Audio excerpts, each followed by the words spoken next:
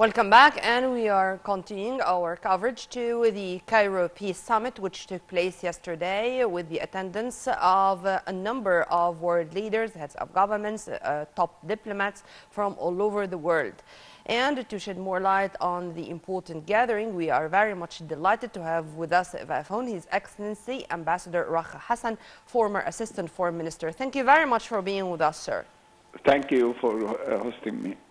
Sir, of course, yesterday it was a very important gathering, and among the participants was UN Secretary General Antonio Guterres, who said that the grievances of the Palestinian people are legitimate and long. So I'd like to elaborate on that, and to what extent the UN, or to be accurate, the international community, can play such a role in putting an end to the current bloodshed.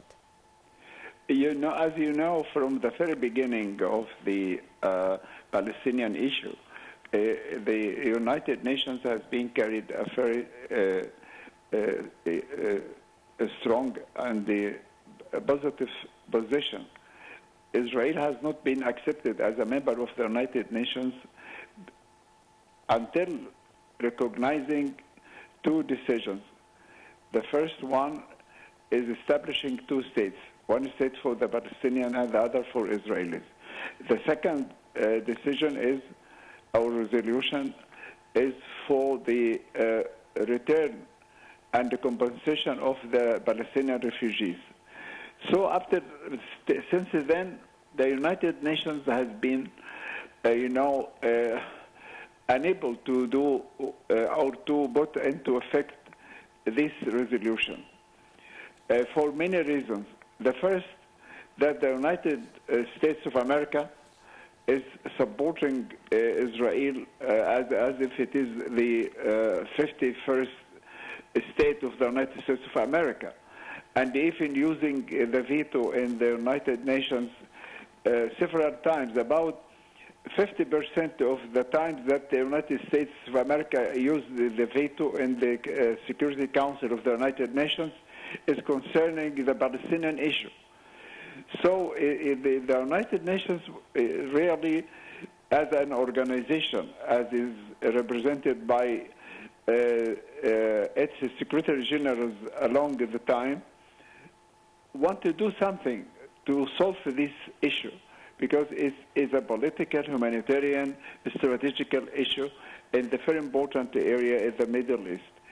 But unfortunately, the permanent members of the Security Council always in a difference that they couldn't take a resolution according to the chapter 7 of the security of the chapter of the Charter of the United Nations to put any resolution into effect and to be implemented. We can see that during the negotiations, whether after the 1967 war or after the 1973 war or after the Oslo agreement, up till now, the United Nations is only, asking, demanding, but not implementing its resolutions. So was the EU, for example, considering, among other international organizations, and the UN itself, considering the Israeli settlements as illegal. And it was said more than once by all the Arab world, the international community, that the illegal settlements of Israel in the Palestinian lands is a big obstacle on the way, and it will destroy, by all means, any will to return back to the negotiating table. But still on the ground, nothing is being implemented to punish Israel for any of its, whether illegal settlements or aggression. So, well, I'll tell you something, you would be astonished. In 1968, the Prime Minister of Israel at that time, Levi Eshkol, asked his legal counselor to give him an opinion if it is legal to establish civil settlements on the occupied territories, the legal opinion of the legal counselor of the Prime Minister of Israel at that time, he said, it is illegal. And you can establish military settlement for security reasons, but you cannot establish civil settlements. It is illegal according to the international law. This is one. The second was in 1980, when President Carter asked also his legal counselor about there was a Yamit settlement in Sinai. And at that time, Menahem Begin wanted to keep it from his own point of view, as a sign of cooperation between Egypt and Israel, but President Sadat refused it. Then President Carter asked his legal counselor, is it possible to establish civil settlements in occupied territories? He said, no, it is illegal and is against the international law. But later on, they, of course, changed this legal opinion, and they started to say this is our liberated land.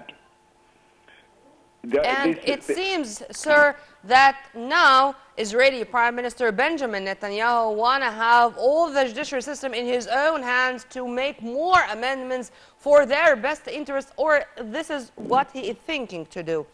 But let me, by the way, since you have mentioned Levi Eshkol and you have mentioned some of the Israeli Prime Minister, because I was discussing the same issue with His Excellency Ambassador Gamal Bayoumi just before being honored to be with you on air.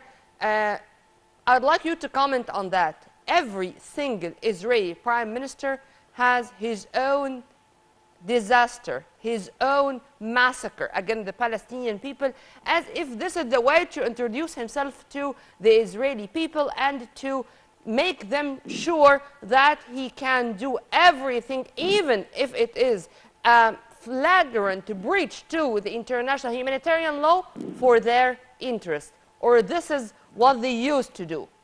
Do you agree? Look, the right wing of the Israeli parties, whether it is the moderate or the extreme right wing, they believe strongly that Israel extends from the sea to the river, the Jordan River. It means that this is Yehuda and the Samara, as they call it. Yep. It is an Israeli land, a Jewish land. But the only prime minister, maybe the only exception, is Isaac Rabin. Isaac Rabin, he was the leader of the military man, and he was following the most severe policy against the Palestinians, but he realized that the only way to live in peace and security for the Israelis is to agree upon the establishment of a Palestinian state. When he started to implement the Oslo agreement between the Palestinians and the Israelis, they killed him. He was assassinated. This is exactly what we have said. And we hope that this mentality would change for the best interest of humanity at large, for the region at large, where, unfortunately, sir, we are running out of time. I enjoyed our discussion as usual. Thank you very much for your Thank you so much.